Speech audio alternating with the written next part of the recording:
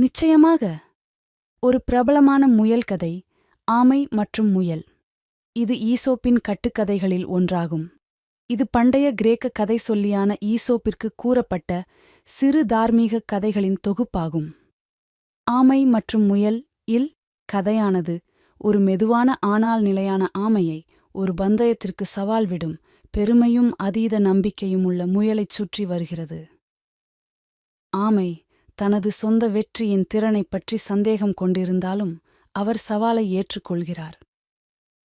பந்தயத்தின் தொடக்கத்தில் முயல் முன்னோக்கி ஓடுகிறது. ஆமை மிகவும் பின்தங்கியிருக்கிறது.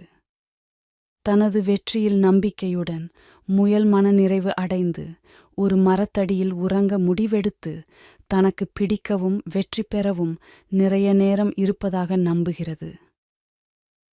இதற்கிடையில் ஆமை தனது மெதுவான வேகத்திலே இருந்தும் விட்டுக் கொடுக்காமல் சீராக தொடர்ந்து துள்ளி வருகிறது. இறுதியில் முயல் தூங்கிக் கொண்டிருக்கும்போது ஆமை அவரை முந்திச் சென்று முதலில் இறுதிக் கோட்டை அடைகிறது. முயல் விழித்து என்ன நடந்தது என்பதை உணரும்போது அது மிகவும் தாமதமானது.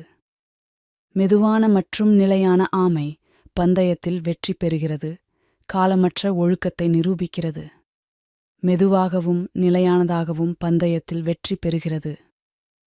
இந்த கதை விடாமுயற்சி, பணிவு மற்றும் தோற்றம் அல்லது திறன்களின் அடிப்படையில் மற்றவர்களை குறைத்து மதிப்பிடாததன் முக்கியத்துவத்தை கற்பிக்கிறது. இது ஒரு உன்னதமான கதை. இது உலகெங்கிலும் உள்ள பல்வேறு கலாச்சாரங்களில் மறுபரிசீலனை செய்யப்பட்டு தழுவி அதன் காலமற்ற ஞானத்தை தலைமுறை வாசகர்களுக்கு வழங்குகின்றது.